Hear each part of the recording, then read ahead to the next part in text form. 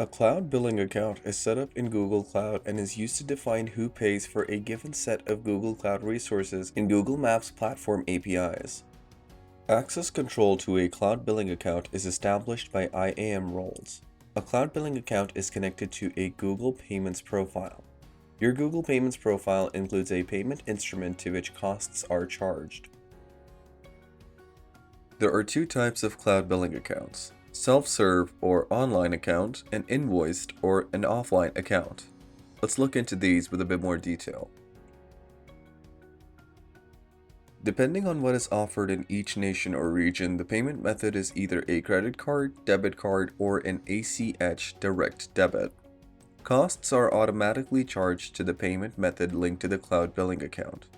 Online registration is available for self-serve accounts. Statements, payment receipts, and tax invoices are among the papers generated for self-serve accounts and are available in the Google Cloud Console. Payment methods include checks and wire transfers. Electronically or by mail, invoices are delivered. The Google Cloud Console also provides access to invoices and payment receipts. You must be eligible for invoiced billing. There are two types of payments profiles: individual and business. In individual accounts, your account is being used by you to make payments for yourself. Only you can manage your payments profile if you register it as an individual. You won't be able to modify the profile's permissions or add or remove people. For businesses, you are making the payment on behalf of a company, association, partnership, or education center. To pay for Google services like Google Ads, Google Cloud, and Phone service, as well as play apps and games, you use the Google Payments Center. If you administer a Google Payments profile, you can add other users through a business profile so that several people can access and manage the profile.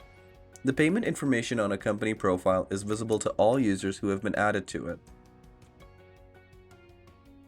The charging cycle on your cloud billing account determines how and when you pay for your Google Cloud services and your use of Google Maps platform APIs. For self-serve cloud billing accounts, your Google Cloud costs are charged automatically in one of two ways: monthly billing, where your costs are charged on a regular monthly cycle, or on threshold billing, where your costs are charged when your account has accrued a specific amount. For self-serve cloud billing accounts, your charging cycle is automatically assigned when you create the account. You do not get to choose your charging cycle, and you cannot change the charging cycle. You can compare self-serve to Google's payments profile, where you typically receive one invoice per month, and the amount of time you have to pay your invoice is determined by the agreement that you have made with Google. Cloud billing lets you control which users have administrative and cost viewing permissions for specific resources by setting identity and access management policies on the resources. There are two types of relationships that govern the interactions between organizations, cloud billing accounts, and projects: ownership and payment linkage. Ownership refers to IAM permission inheritance, and payment linkages define which cloud billing account pays for a given project. These are the roles associated with billing in GCP. Each role has its own set of permissions. As you move up the hierarchy in the roles, you will have more and more permissions and more ability to play around and look at billing settings and abilities. The following diagram shows the relationship of ownership and payment linkages for a sample organization. In the diagram, the organization has ownership over projects 1, 2, and 3, meaning that it is the IAM permissions parent of the 3 projects.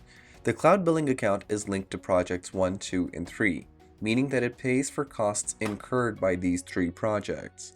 The cloud billing account can also pay for projects in other organizations, but it inherits IAM permissions from its parent organization. The cloud billing account is also linked to a Google Payments profile, which stores information like name, address, and payment methods. Although you link cloud billing accounts to projects, cloud billing accounts are not parents of projects in an IAM sense, and therefore projects don't inherit permissions from the cloud billing accounts that they are linked to. In this example, any users who are granted IAM billing roles on the organization also have those roles on the cloud billing account or the projects. Billing health checks are recommendations to avoid common billing issues. Within this billing health check, you can see the alerts, but if you click on View all the health checks, you can see a full checklist. The first recommendation is go ahead and set up budget alerts. So multiple alert thresholds to reduce spending surprises and unexpected cost overruns. Here in the budget alerts, you can narrow the budget scope to specific projects and specific resources. Then you need to define the target amount. This will draw a trend line in the cost trend graph on the right. You can also see where your expenditure is currently at. You can set multiple thresholds that preemptively warn you when you're approaching your budget limits. The default alert threshold rules are provided. When you first create a budget, the default alert thresholds are set at 50%, 90%, and 100% of the budget amount calculated against your actual expenditure. You can modify the percentages or specified amounts and the type of expenditure and add or remove alert threshold rules. Your options and notifications are email alerts to billing admins and users, link monitoring email notification channels to this budget, and connect a pub subtopic to this budget. Within the Google Cloud under billing, you can get the granular details about your expenditure for GCP resources. Some of the important built-in billing options are as follows. So the first thing you have are billing reports. These are interactive pricing explorers, including graph visualization. Then you have a costs table. This is a tabular breakdown of cost to analyze details of invoices. Then you have cost breakdown reports. These are at-a-glance waterfall overviews of monthly charges and credit. Then you have pricing reports, which allow you to access SKU prices for Google's cloud services. We're going to take a look at each of these with a bit more detail. You can use the billing report to view and analyze your Google Cloud usage costs using many selectable settings and filters. You can find the answers to questions like these by configuring various views of the cloud billing reports. What is the trend of my Google Cloud spending this month? Which Google Cloud project had the highest monthly cost? And what Google Cloud service will cost me the most, such as compute engine or cloud storage? What future prices might I expect based on historical trends?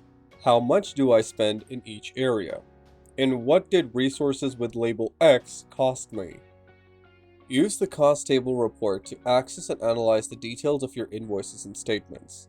The cost table report can provide invoice or statement cost details like the following because your generated invoice and statement PDFs only contain streamlined summary representations of your costs. Include project-specific cost information from your invoices and statements, including a breakdown of your tax expenses. Include any further information you think you might need, like service and SKU IDs and project numbers. The report view is editable and CSV compatible for downloading. For at-a-glance waterfall summary of your monthly costs and savings, use the cost breakdown report. The monthly charges and credits are summarized in this report as follows. The total price for each month that you use Google Cloud at the on-demand rate determined using non-discounted list rates. Savings from negotiated prices that are shown on your invoice, if applicable to your Google Cloud billing account. Usage-based credit savings on your invoice, split down by credit type. So say for example, you have a committed use discount or a sustained use discount or free tier usage, that would show here. Your invoice level fees, including taxes and, if applicable, modifications for that billing month. Access SKU costs for Google's cloud services such as Google Cloud, Google Maps Platform, and Google Workspace as of the report's viewing date by using the pricing table report. The price data shown in this report is as follows. SKU prices for the chosen cloud billing account are shown. Each SKU shows the list price, your contract price, and your actual discount if your cloud billing account has negotiated contract pricing. Beyond that, the chosen billing account's currency is used to display all pricing. Each pricing tier for an SKU is presented as a separate row if it is subject to tiering. The report view can be changed and it can be downloaded as a CSV file for offline analysis.